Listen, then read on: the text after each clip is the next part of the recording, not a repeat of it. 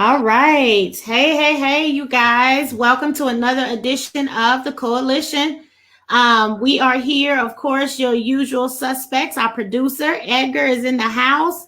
Cornell Ellis, the man, he, him, and his are his descriptors. And of course, I am Katina Taylor with Elements of Education, Kansas City.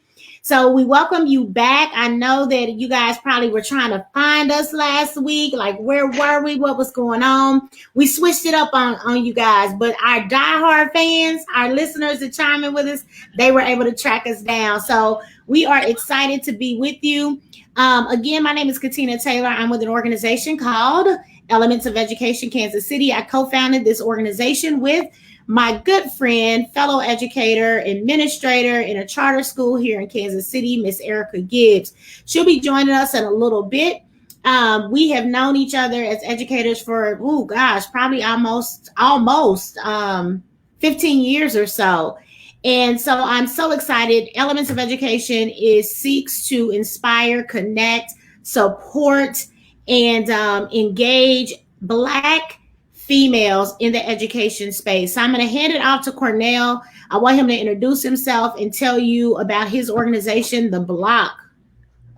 Yeah, Block is Brothers Liberating Our Communities. It's my attempt at trying to keep Black men in education longer.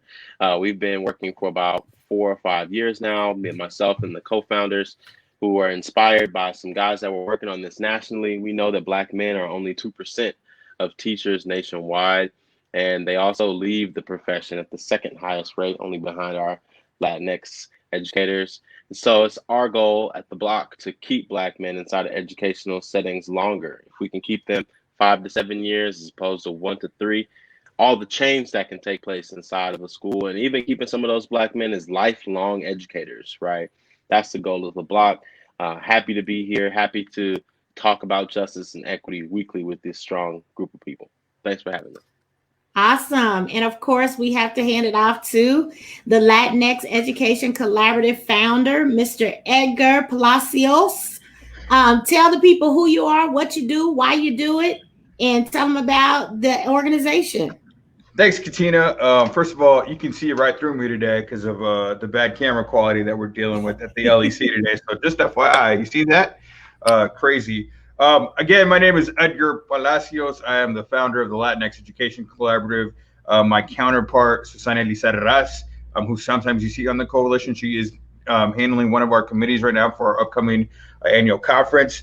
I'm gonna tell you what we do and then tell you why we do it.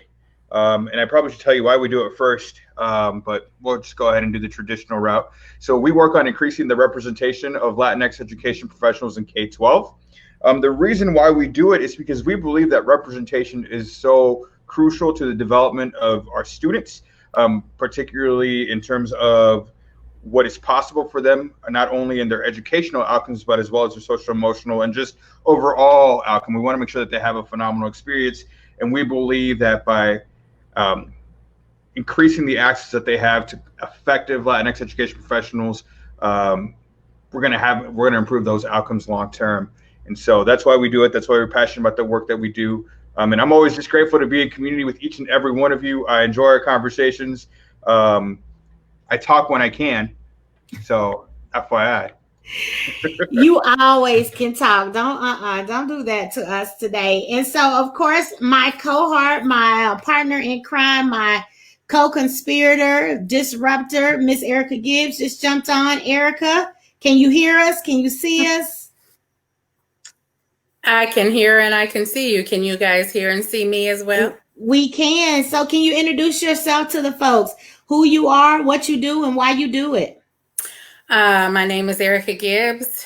I am currently Dean of Primary Education at Citizens of the World Charter School. I am a co-founder, facilitator of Elements of Education with Katina Taylor. I do what I do because it's who I am. I like freeing and elevating and educating minds of all ages. All right. Thank you so much. And I know that you guys see some guests. We have some faces that you have not seen before. And so, welcome to our friends. We have two fabulous African American Black women in Kansas City joining us. One is a parent of a school age, actually multiple school age children. One of them, her kindergartner, returned to school today at Kip Endeavor Academy, I believe, and they are doing virtual school. Our other guest is an educator, a veteran educator, an amazing science teacher. She embraces technology as well. And she is in the Grandview School District. And so I'm going to let each of them, and she's actually teaching in person. So we have a parent who's doing virtual, an educator that's doing in-person classes.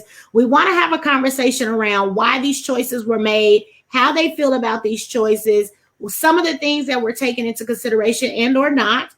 And it's how they feel, an educator, a parent, and the journey that this means for our children as we begin returning to school in Kansas City. So I'm going to start with our parent, Miss Taylor Renee Smith, and introduce yourself. Tell us how many children you have, their ages, and also tell us what you do professionally also. Okay. My name is Taylor Smith.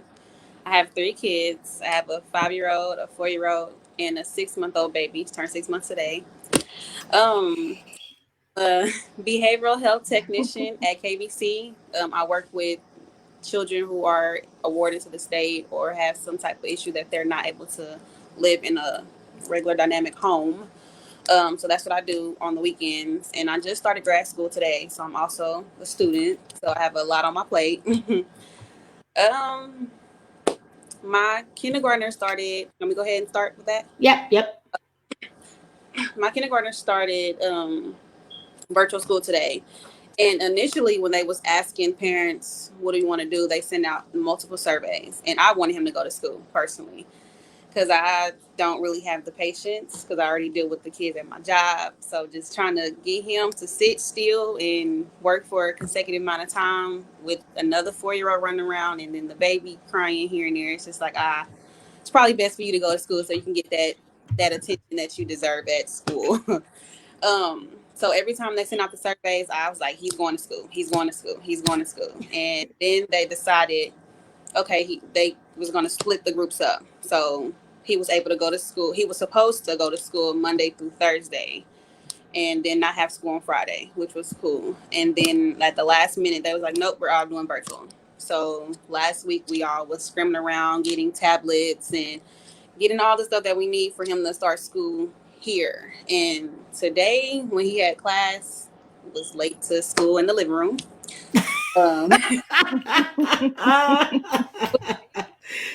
Because I'm like, oh my God, we got to go downstairs and set him up. So he got down here, we set him up. He did his classwork, but afterward he had homework. And I can tell he was a little burnt out from the hours of sitting at a computer or a little laptop thing. He was burnt out. So I'm like, if you do it now, then you don't have to worry about doing it later. And all he had to do was write his first and last name on lines and then color a picture. It was a little goldfish. So we struggled with his name to where I just was like, okay, Dad, can you help him? Because my mind, I'm getting mean at this point because like it's just your name, like write your name on the line, like so I can tell especially because this child knows how to write his name, right? Smart, and I push my kids because I know he's capable of doing all other tons of things. So when he sits there and he has do stuff, it kind of frustrates me because I know he's above and beyond. So I was like, okay, Dad, it's time for you to tap in. I'm tapping out. And so he stepped in and he helped him with his name. And after he did his name, I said, okay, Kyrie, all you have to do is color this picture and then you're done for the entire day. You can daze yourself. So he went like this all over the picture. He knew how to submit it, so he hurried up and submitted it before I could see it. And I said, wait, let me see that, because I know you didn't finish coloring it fast. And when I looked at it, it was just scrabble all over the picture. So again, I had to take another deep breath. I'm like, dude, this is not going to work. You have to be patient. So it's rough for me right now, but I feel like once I get into the loop of the assignments, I mean, he's only in kindergarten, so the work is fairly easy. And I think that's what bothers me It's because it's so easy. I'm like, dude, come on now. Like, I know you know how to do this, but I feel What like so the instruction was to color the picture, right? yeah, he can color however he wanted to, but to So he literally did, right? He followed the directions. no. Now you know you're if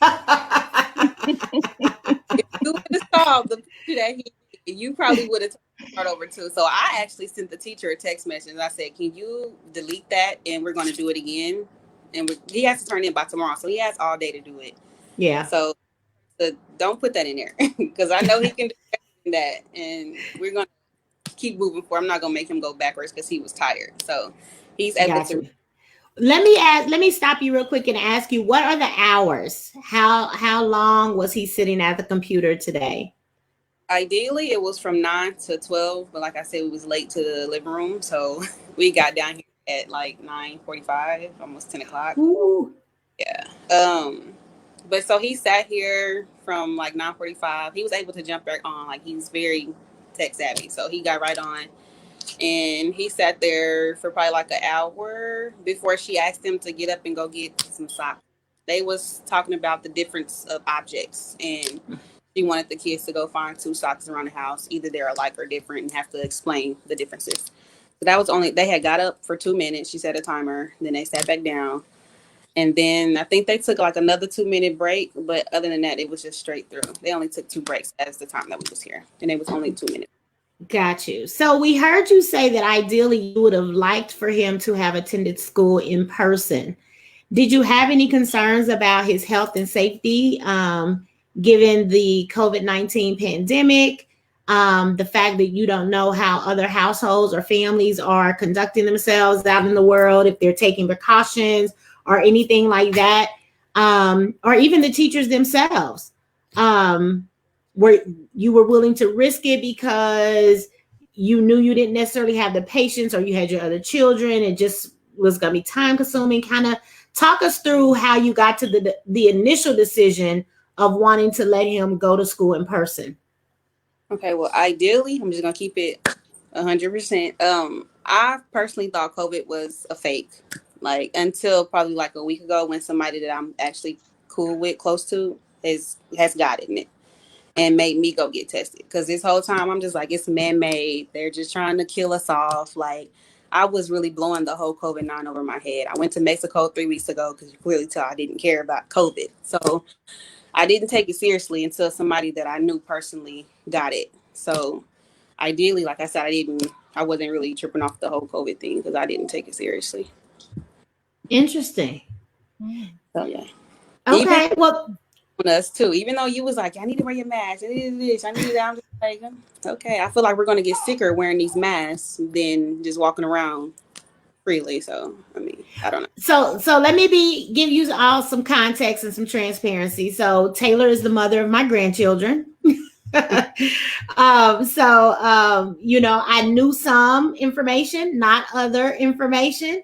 Just total transparency, so you kind of know the connection, so she could say, well, if you knew this, or that's how I would know this information. So I want to thank you, Taylor. Don't jump off. We're keeping you here. I want to jump over to our professor of the hour, veteran educator, Cassandra Fight, my sorority sister as well. She is an educator in Grandview Schools. I want you to tell the people who you are, what you do, why you do it, and then jump into the experience of making the decision to return to school in person. Okay, Katina. When you said professor, I was like, who is she talking about? But okay. Okay. So a little bit of a correction. I can't hear her. I'm sorry. You can't hear me? Uh-oh. We're going to take her out and put her back in. Okay. All right. There we go. Try it now. Okay. Can everybody hear me now?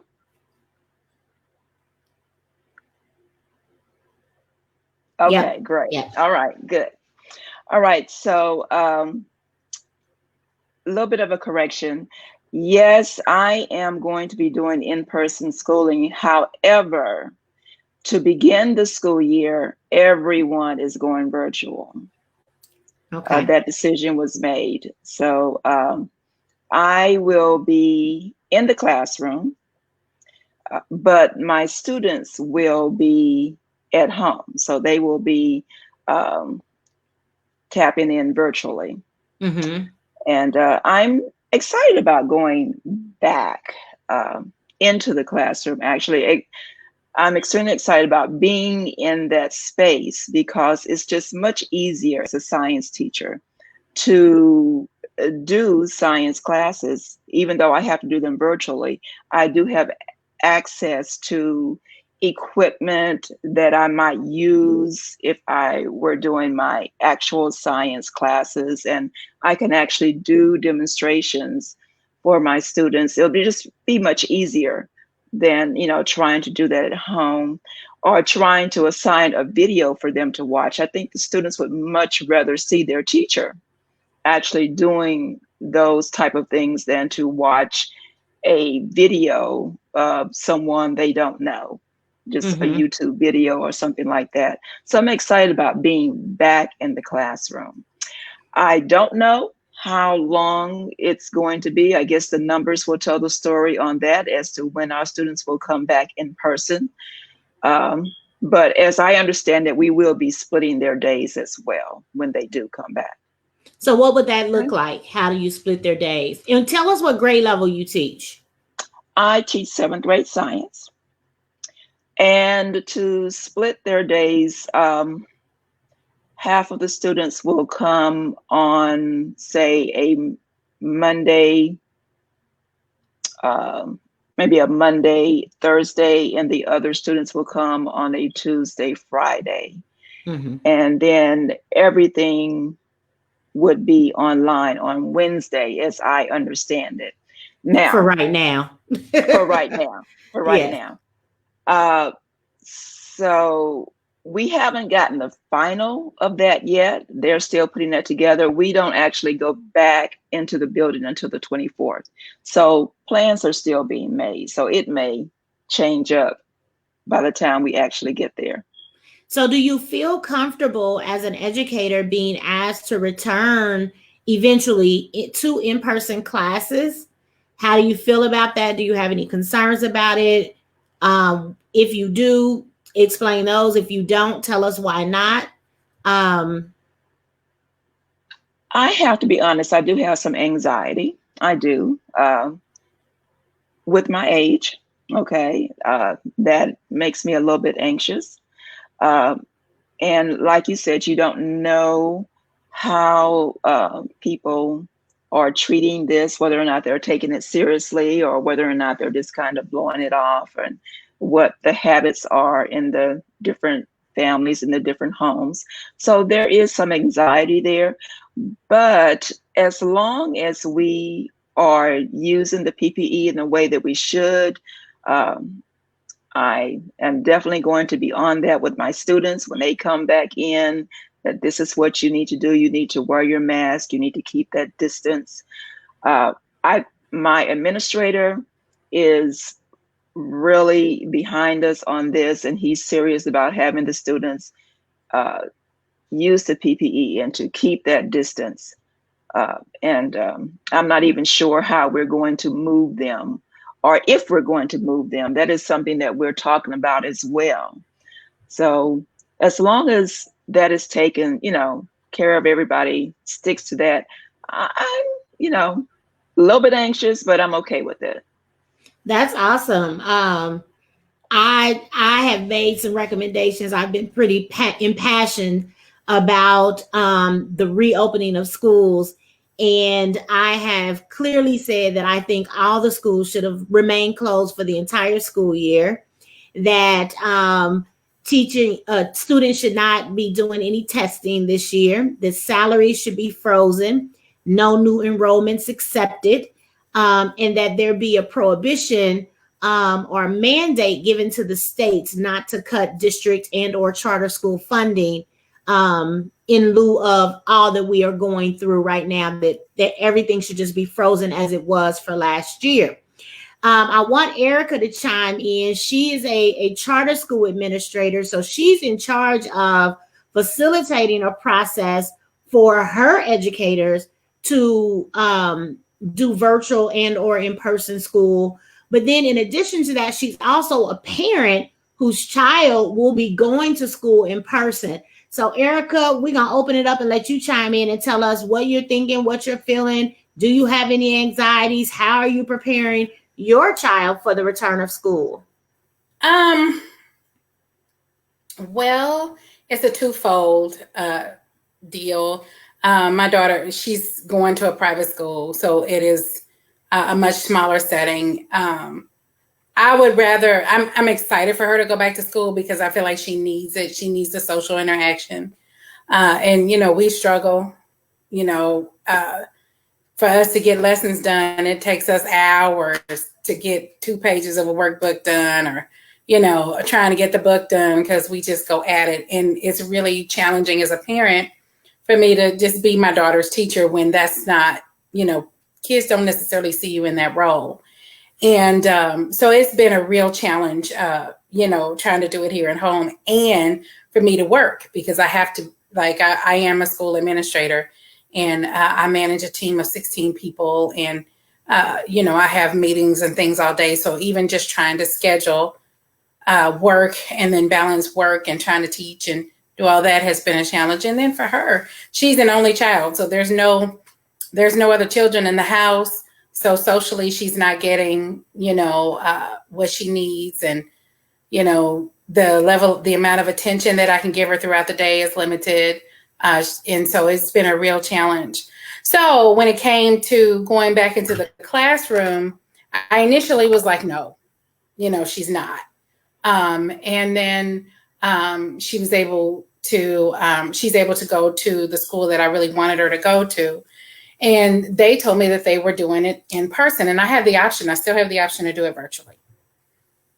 But I chose in person because I know the community. I trust the people in the community. And I like the setup. It is a much smaller much smaller class size. They will be outdoors. You know, they'll be outdoors. They won't have backpacks. Like, they've taken some really great precautions.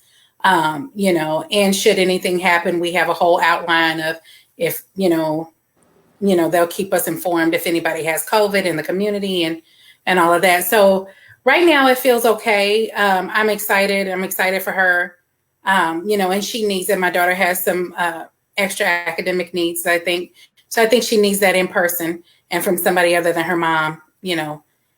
So I'm excited about that. It's not been an easy decision. And I do like the fact that I have the option to do virtual. So should anything at any point and any time I feel uncomfortable or if something happens, I can, you know, say, well, I think it's best for her to stay at home. Right. So it's not been an easy decision, but I feel it feels good. So let me ask this question.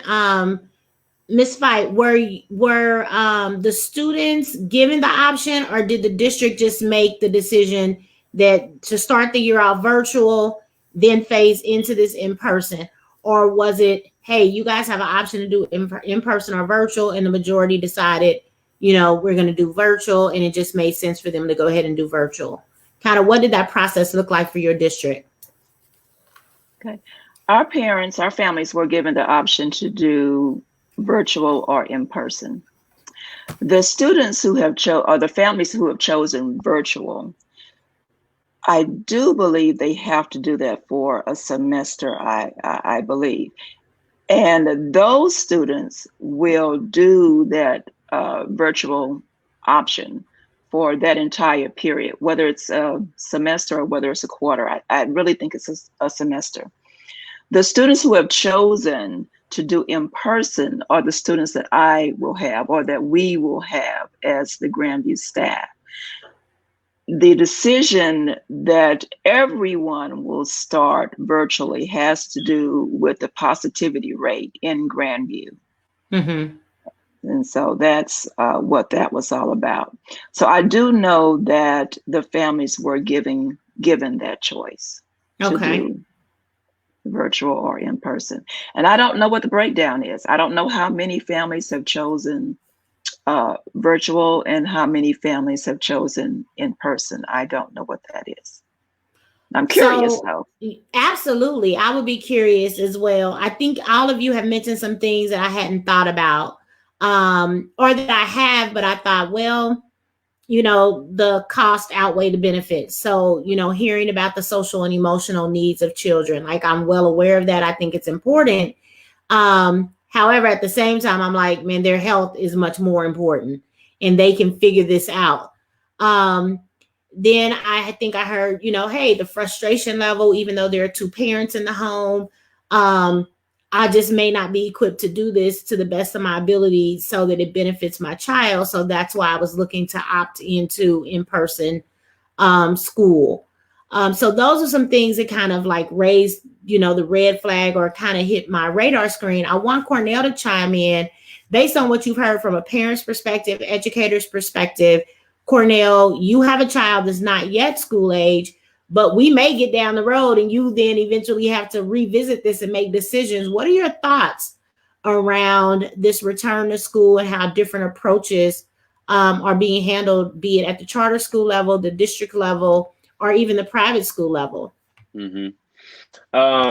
I've had a lot of thoughts over the last couple months. I think the main one is discontent with the way that schools have gone about. I don't think they've gone about opening in the right way in terms of first of all getting input from parents and community members. I think it was great to hear Taylor say that she received like a lot of surveys. I know a lot of schools weren't able to do that.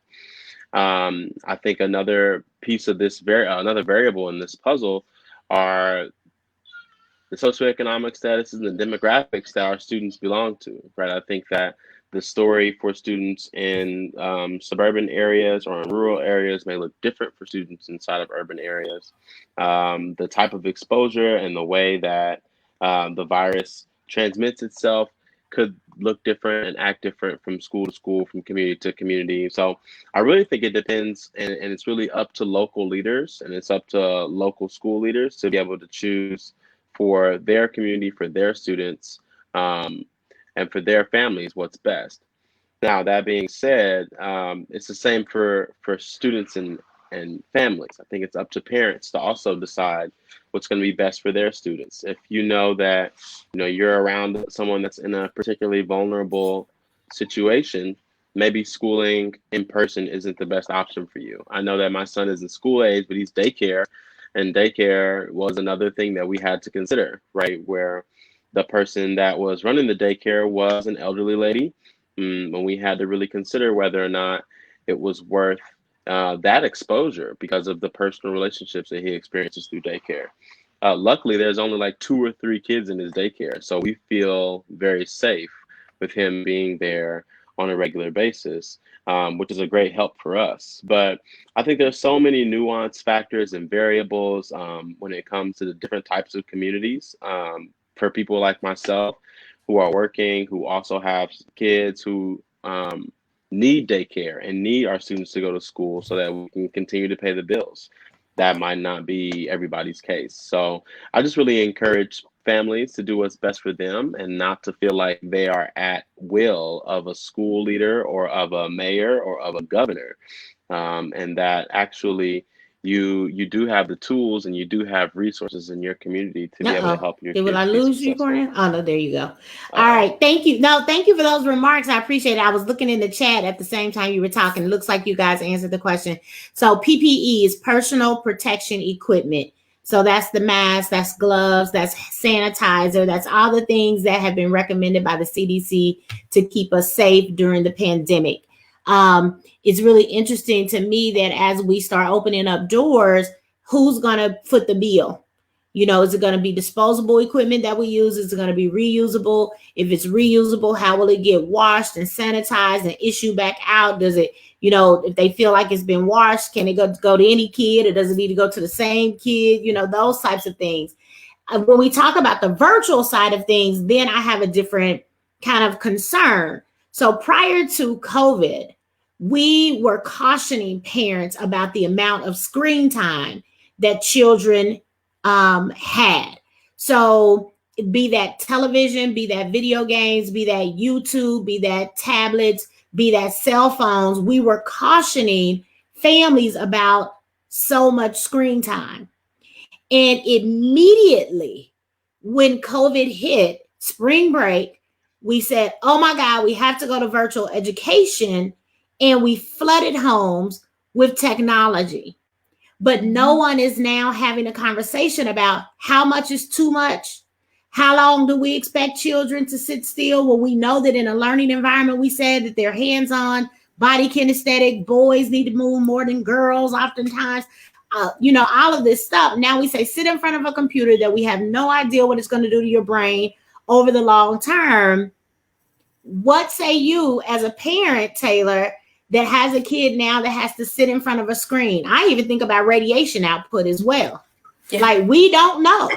So what are your thoughts? Do you have any concerns? Do you like, I'm just going, hey, you only live once, we got to do what we got to do. Just what are you thinking?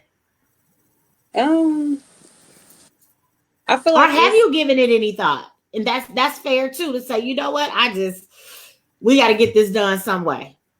Yeah, I never really thought about them being sitting in front of a computer, but like when school had the last time and they had virtual computer, and I had put them on a desktop computer, and it wasn't a tablet. They had no idea what the mouse. I'm like, grab the mouse. They had no idea what the mouse was. Like, you don't know what the mouse is. And then again, their dad's like, they never use a computer. They always on tablets and stuff. So I feel like they can learn how to use a regular computer, then using a finger. But I feel like it's going to hold them back from writing and stuff like that, because they're not using all their motors that they're supposed to. They're just, that one finger that they're just doing everything with it's going to be hard for them in the future, I feel like. That's a good thought. I hadn't even thought about that either. But yeah, handwriting. I guess, will we need it? Well, I think we still need it. I still need to sign some stuff. Lord have mercy. But now we put these tablets or these laptops in their hands, and she's absolutely right. They just use these fingers to manipulate them. So they're even our children that are very young that need to be developing their small and large motor skills are being put into a position from an educators themselves. So I'm talking, when I say educators, not just boots on the ground educators, I'm talking about superintendents, principals, vice principals, instructional coaches, your PT people, your OT people. All of us have come together and said, well, y'all, not us, have come together and said, this is what we're doing. And no one is bringing up even those issues. So help me, because I'm flabbergasted that we're not having these conversations. And I'm more disturbed now thinking long term what the impact can be, because we have neglected to be innovative enough to come up with a solution to meet most of our children, or to even just play out all the scenarios. Go ahead, Erica. I think it's important for educators to look at the developmental process of our students, because there are developmental stages. And I would hope that not every school or district is just thinking that it's okay for students to be in front of a computer for however many hours. And, I can speak for my school, which I feel like has been very thoughtful in that process. Like we really have, and looking at what's developmentally appropriate, because we absolutely do not believe that a large amount of screen time is appropriate, particularly for our primary students, which is why we have tailored things in working to make our virtual environments more hands-on versus them sitting in front of the computer and things like that. So I think, I would encourage, and what has been encouraged certainly within my school, is for us to really take a realistic look at what's developmentally appropriate and what students can and cannot do. And then offer options away from, away from the computer, things that they can do within their homes and within their environments, and really get creative with that. I mean, the reality is, in a virtual environment, you're going to have to be in front of the computer, but the amount of time that you spend, that the kids are allowed to spend, on computers and on technology should certainly be taken into consideration. What do you think, Ms. Vite? Fine motor skills have been suffering for a long time. I have middle schoolers who cannot cut a straight line. So it is Wow. a problem. It has been a problem for a long time, and it's only going to get worse as we, dive into this time. It is my hope that I can come up with some projects that my students can do at home using objects found at home. I would love to just put together little kits and have them delivered to home so that they can, do some hands-on projects and things of that sort. I would really love to do that. And that is something that I'm just kind of looking into. Well, I teach physical science, so I'm looking into teaching with toys, found objects around the home, and using things that are found in the kitchen that they can, do things with. So I think that's really, really important. And you're right about that. Do you think that so is the curriculum such that that's even an option? And then my second question would be, say you as an educator, that this will be good for your students. It will be engaging for them to be doing hands-on experiments and things like that in the home. And then guys may come together to discuss some or what have you. Who foots that bill? Would the district be supportive of you if you as an individual teacher came to them? Do you have a budget for that? Like, I know that teachers often have a budget at the beginning of the school year for certain things. Maybe that money can be reallocated for what you're talking about. Do you think that's even a possibility? I don't know. I will just have to ask these questions when we come together. I don't know that the school is going to, foot that bill. There are some bills that have to be, taken care of. That is for sure. And I don't know. That's up in the air. The issue with the light from the computer, there are glasses that are supposed to correct that you can purchase, but I don't know. I have no idea how much they cost. Mm-hmm. And that is something else that perhaps that's something we need to think about providing our students with if this goes on for a long period of time. So, because even their vision can be impacted over time. Exactly. Lord have mercy. See, y'all just making it worse for me now. Lord have mercy. What I will say, they're gonna be blind. They can't cut no straight line. They ain't gonna be able to write. We killing the kids. That's an epic fail for us. But what I will say is this. Again, I feel fortunate because my school is paying out. Like, we have 2 sets of materials. We have just basic materials that they need: crayons, pencils, paper, writing paper, all of those things, packets that are going out to families. And then we have specific curriculum learning materials that they need to be able to do the lessons. And we do have an interactive curriculum, our math curriculum. We use everyday math, so it requires movement, it requires interaction, it requires all these things. But all these things have to go home. So we have teams that are prepping those things to get ready to go out, the technology that they need. So, I feel like, not that we're doing everything right, but I think we're doing really well in trying to be as prepared as possible and to give our students the enrichment that we pride ourselves on. And I think that if that is a priority for schools, they can do it, because if the kids aren't in the building, then they don't have to pay all the high lights, water, and gas.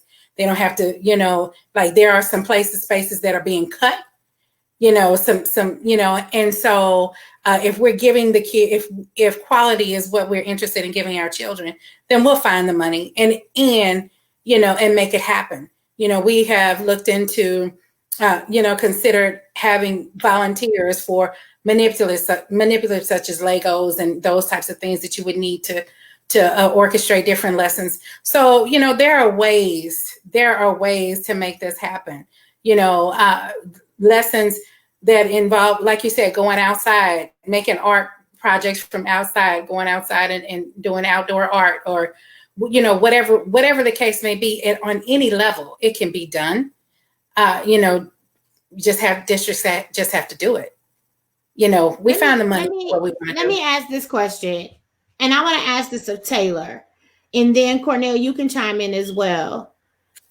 Taylor, do you believe that the traditional system that we have in place, teachers, people that have gone to school to teach, all of those types of things, are the only ones that can facilitate learning and education for our children?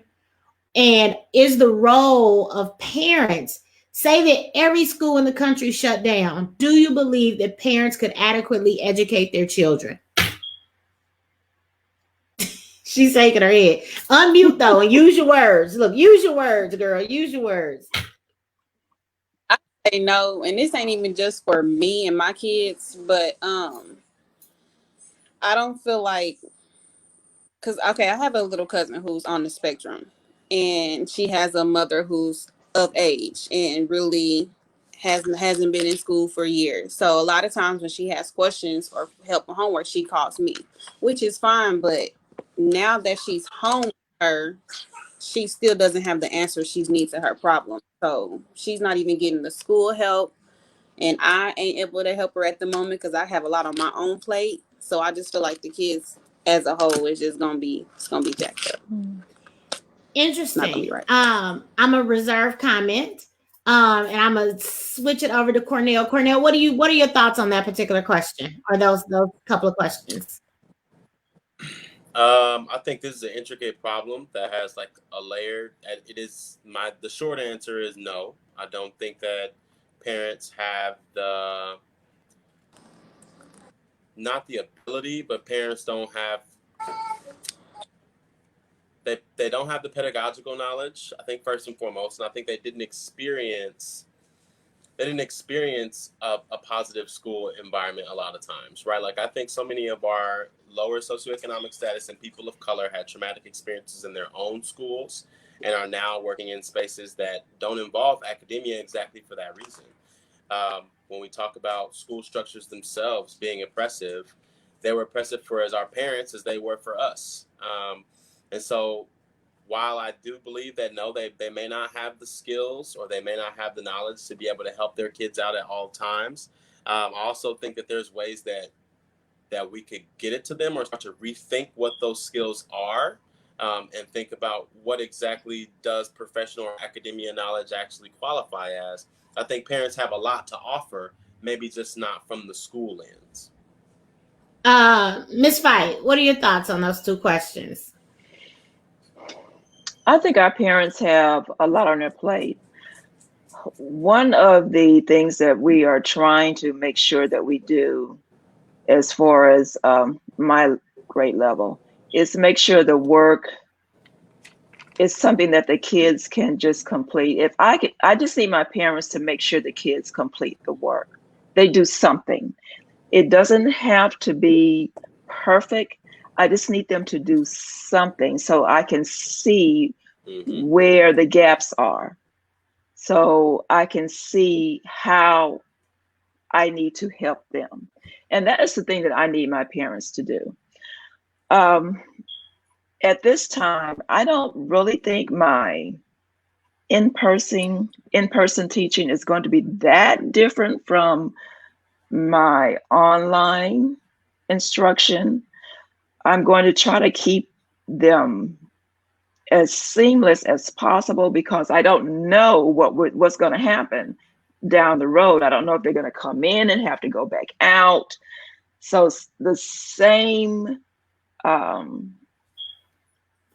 information that I'm going to give them virtually, I'm going to give it to them virtually in person as well.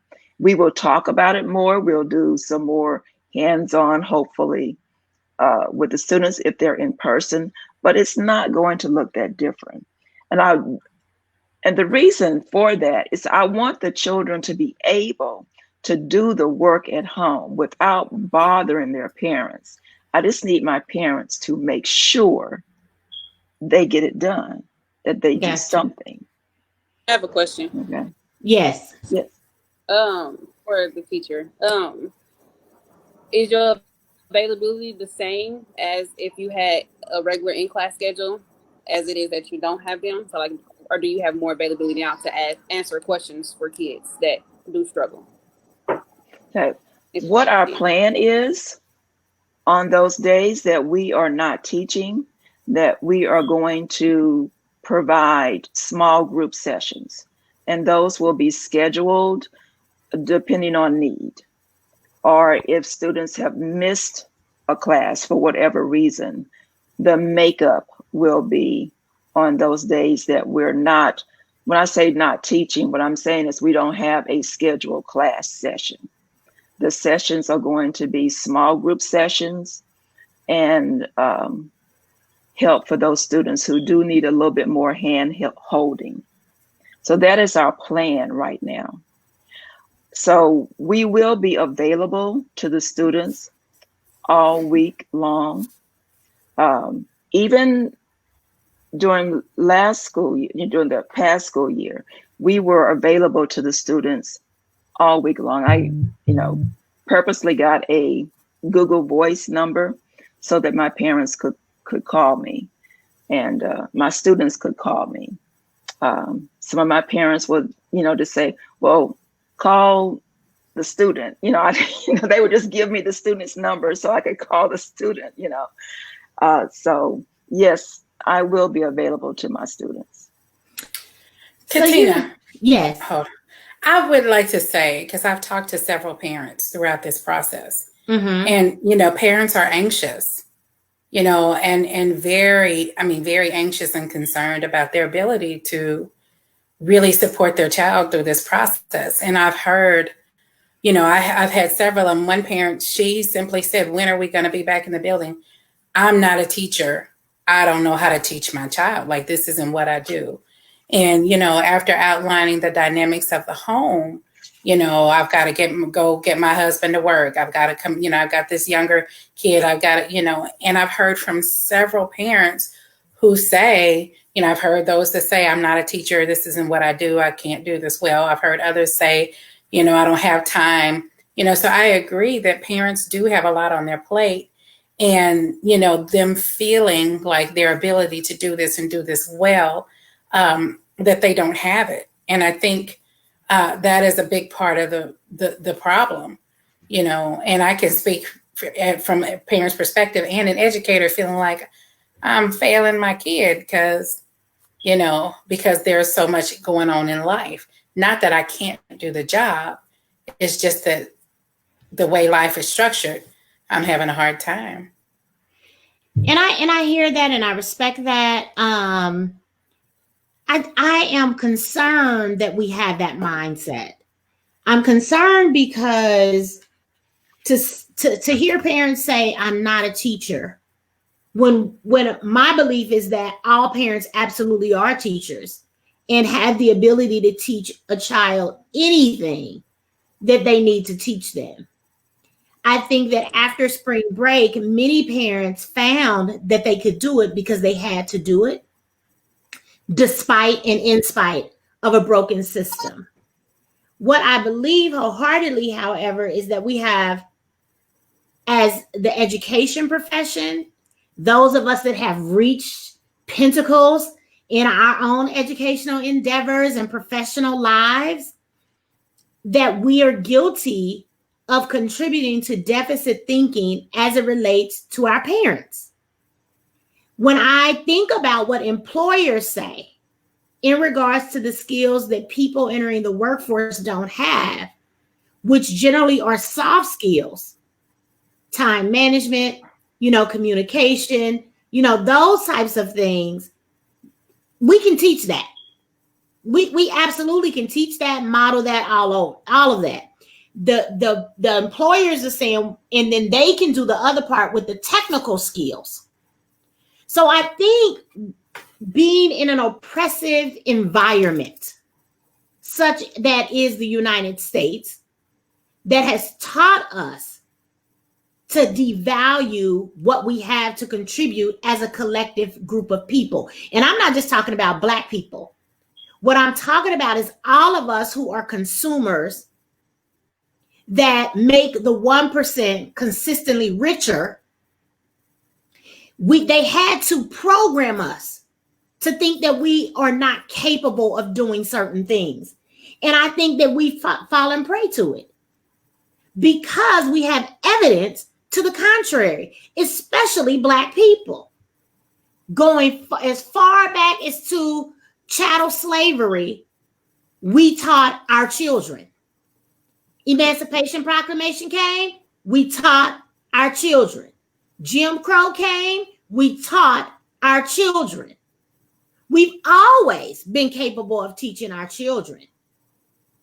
And our children have been professors, doctors, lawyers. Yes, they ended up going to university and going to schools and things like that, but we created the foundation.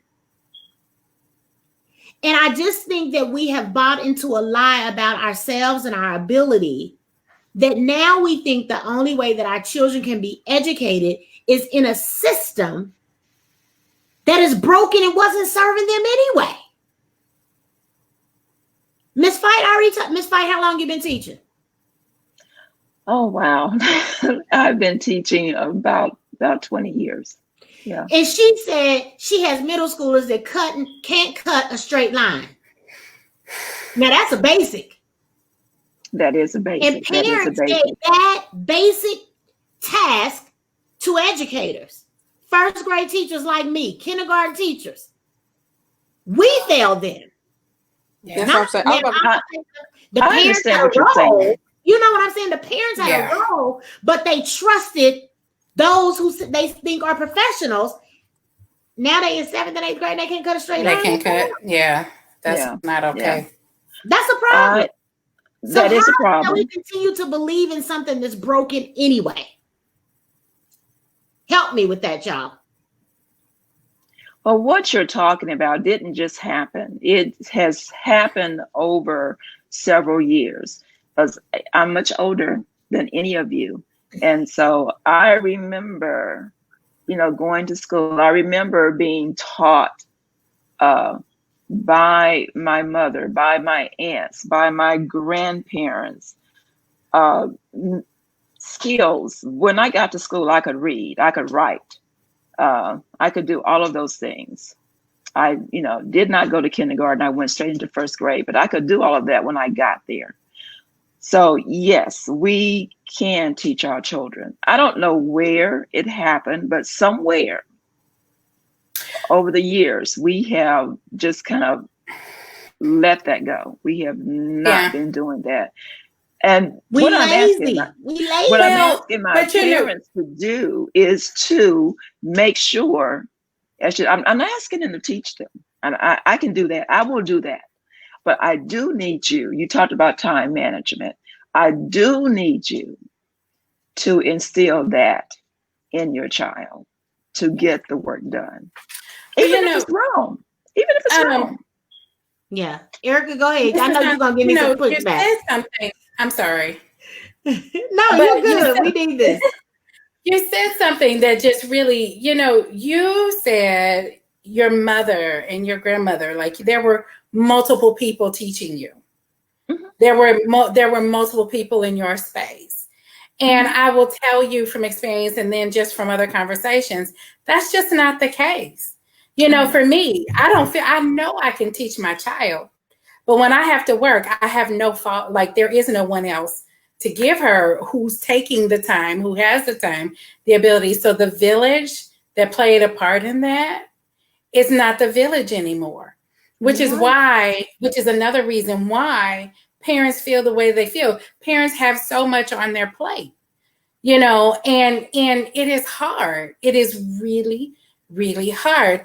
I know if I could do it how I want to do it with my kids, she would be a brain. But I have to find a tutor because I don't have the time, because I don't have the support that I feel like I need to be able to give her what she needs. Can I ask this question? Do you think the village can be reconstructed? I absolutely do. I do too. It has to be. I absolutely do. Do you think we have to be forced to actually reconstruct it? Like something like this pandemic, I'm seeing it happen. Yeah, I think we are being forced Because at the end of the day, you know, and so because I'm my own best example, like my mother didn't know what my life was like until I started living here. It's like, wow, how come you don't, you know, because I'm not cooking meals I ain't cooking 3-4 course meals every day. You know, I'm not doing that because it's just enough for me to do my job, which is highly mental and physical, you know, and all of that, and raise my daughter and give her the absolute best that I have and that I can, to where certain things like cooking 3 and 4 course, it don't work. Like I cook a pot of spaghetti, we're going to eat off that for a few days or whatever the case may be. But for her to even see what I go through in a day and what my life is like, and that, oh, she needs some help. But because we don't all, now we're all forced to live together again. Whereas, you know, it was like they grown, they need to go. Like, you know, that mentality, they need to go, you need to get their own place. Where now we are forced to live together again. So now we need, and then we see how much we need each other, how codependent we need to be on each other. You know, and I've said, so when it comes to education, you know, and teaching our children, we did that together. We did that together, you know, and so it didn't feel and seem so overwhelming.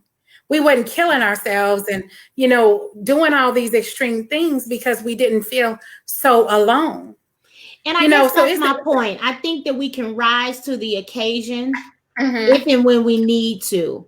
And I think that we make a lot of excuses and of why we can't. But I don't hear people talking about why we can, if we can, when we can, all of that. Like, I think we spend so much time on why we can't that we're defeated before we ever get started, right? So I take Taylor, for instance. She has 2 boys and a girl, 5, 4, 6 months. But she also has another parent in the home, 2 grandparents, a great grandparent, aunts, you know, friends. If forced, surely a collective group of us will come together to make sure that all of the children in the space got what they needed. But I just think we've become so reliant on this system. And it baffles me. It drives me insane to think that we rely on systems that haven't worked anyway. So, but you think about it, Katina, that's the middle. So am I crazy or everybody else crazy? No. To know. So you think about it, those are the slave trains, and we can really get into that because that's what's been put in our minds, and it's just been played out, period. You know, and when I have conversations with all ages, I hear the same thing. You know, and for me as a single mother, and even before I came to live, my mother and I lived together, it was really a challenge because it was literally just me and my daughter and trying to get a village together, to rally a support system. And I'm not talking about a support system to help just grow my kid. Can you help me get her back and forth to, you know, can you, basic things. And these are things that parents, single and dual couple families deal with regularly, is having a support system so we can get basic things done, basic things, and so that alone, education, it became a babysitting. Parents relied on it for childcare. And now with all the things that we do in the school, we feed them breakfast, lunch, dinner, snack. Oh, yeah. We give them clothes.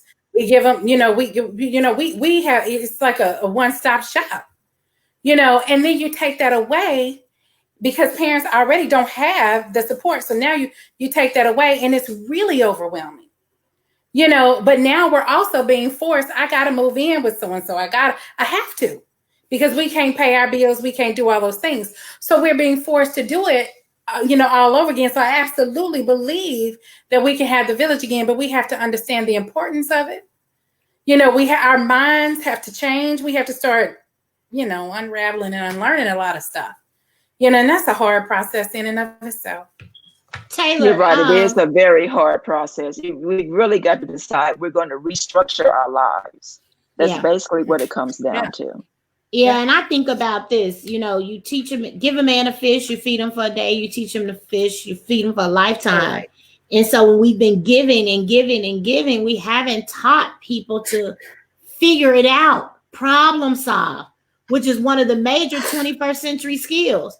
So if I can't think critically, if I can't problem solve, then how am I going to teach the next generation that's going to need it even more so? Well, but here's the thing. So you say that, but I won't get into it. But the reality is that we've been given instructions on how to do everything, except the things that we need instructions on. Come on, somebody. And look, if you can't, this is something that I feel like I'm having to teach adults how to do. Problem solve, figure it out. And because we have not taught these skills, we might have taught it on paper. But if you can't transfer what you learned on how to do on paper into life, it's a useless skill. I can barely get grown folks to read an email in detail. I'd be so mad. But if we're constantly, and that's one of the things I won't really get into it, but that's one of the things I really struggle with in terms of how much the school is now providing. Yeah. Because if I'm giving you everything, what's your excuse then? I'm giving you everything. And I get that, you don't, and I understand that some kids aren't going without food and all these, all these different things. I get that. But so they come to us and we give it to them. So if we give it, you don't have to go shopping for school clothes because we got it.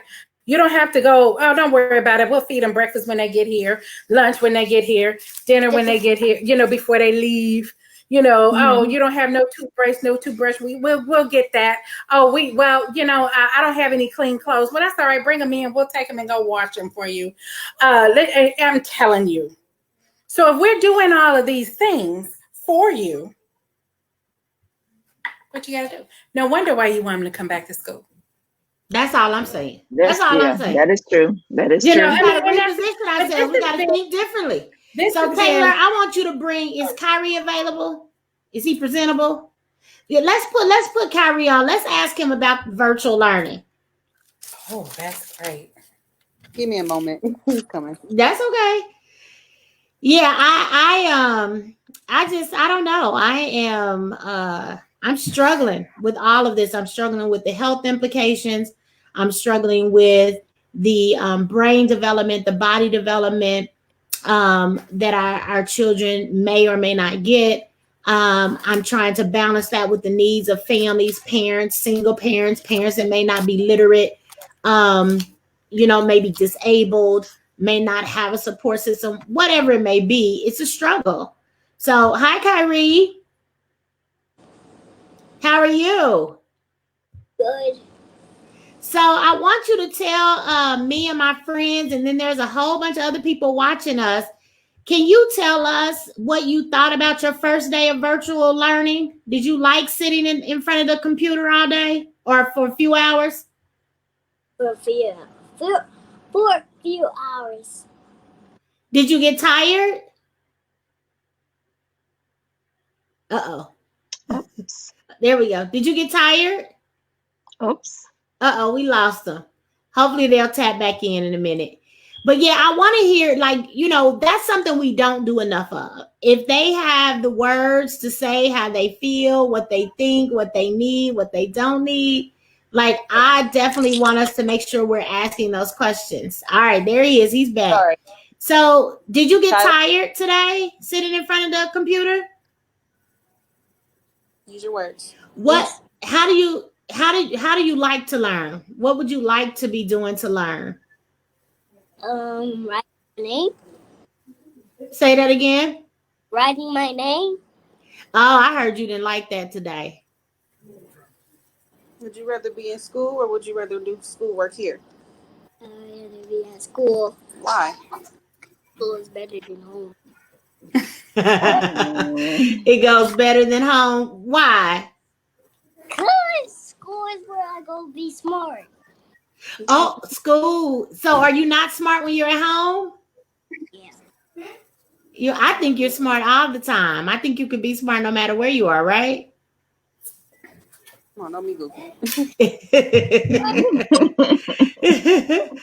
But I mean, so even our children now are thinking, I mean, like out of the word mouths of babes, right? So school is where I go to be smart. But like, what does that say? You know, even if they can't verbalize it, or their perception, or they can't conceptualize what that really means, like, what does that say about them when they're outside of those four walls? He said what? I can't teach him. Now I will say this. You know, when I think about parents, because all of us have gone through it, and I remember I used Hooked on Phonics to start my son off reading. He was, you know, I wanted him to go to school pre-reading and reading. And that was a fight. I mean, we fought, man. I tell you, I'm like, I got the system. You know, we own it. You know, it's quiet. I did all the stuff that you're supposed to do. And this was before I was even in education. Like that was not on my radar screen then. So I get it. I think about parents teaching their children how to drive and how difficult that is for them. Like they fight. And so we can give our kids to other people. And it's like magic happens. So I get the concept of educators. But I think my thought is we don't have to look at it so structured, in that it doesn't have to be someone that went to school to be an educator. That if a group of parents got together and their kids, hey Kyla, were all together, then the parents could rotate and teach different things. And I think you'd see that we are absolutely capable of getting our kids to where they want to be, and then eventually getting some extra support. If they want to do dance, let's bring in a dance expert. If they want to do art, let's bring in an artist. If they want to do coding, let's bring in somebody that actually does coding. I think we have to start reimagining what it looks like, what it can be, and what we can get done. That's all I'm saying. Up now, your cousin want to come in at 6:13. Hey, Brian.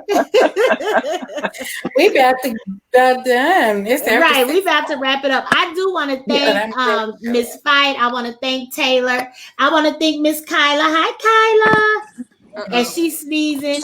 I want, of course, Erica, my road dog, my partner in crime.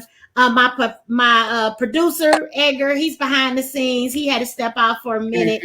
Kyrie, we thank you for giving us your input and feedback. Thank you for answering our questions. Of course, Cornell, who had to get off, he's a good dad, but I tell you, I'm like, having that baby in the bed by 7, that just seemed early to me. I don't know. So I thank everybody that tuned in and watched today. As people continue to return to school, I'm sure we'll have some additional guests to talk about why they've made the decisions that they've made to return either in person, embrace virtual learning, what that impact might be on our children, on educators themselves, households, all of those things. All I can think about right now is the fact that over the weekend, we had 816 Day in Kansas City. And there were tons of folks down there. When I saw the pictures, it didn't look like a whole lot of had on masks.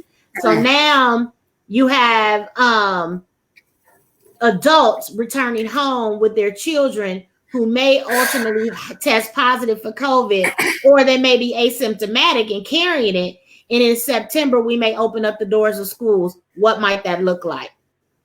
I'm just saying. And in our communities where we know that we're higher risk and we've been suffering even more so. So all I can say about that is, take precautions. It is real. Even if it's man-made, doesn't make it less real. If they're trying to kill you, don't help them out. Like, come on now. Like, we gotta be smart about this thing. Like, that's why this how I'm like, yes, Lord, I'm in here. Not now. I got a Ring doorbell. I can see you. I don't know if anybody coming in. I'll be like, can I invite you? Brian, I'm sorry you're late too. You missed a really good, robust conversation. Join us next Monday. I appreciate the fact that you kind of came in at the tail end. You see the women have it today. We always have it though. You know how we do. That's right. Brian Yes. said, keep on the mask. Keep Keep the them on. mask I'm on. telling you. Yes. Yes. Yes. Protect yourself. Let's protect each other. Let's stop thinking from an individual's perspective and really think about each other and a village mentality. That's who we are as Black people, people of color. It's always been who we are. Let us start dismantling the mindset of our oppressor. We don't have to take that stuff on. That is not who we are and who we have to be. So again, this is Katina Taylor with Elements of Education. We thank you guys for joining in. We thank our guests. And we will see everyone next Monday at 5:00 right here live. Talk to you guys soon. Bye. Bye-bye.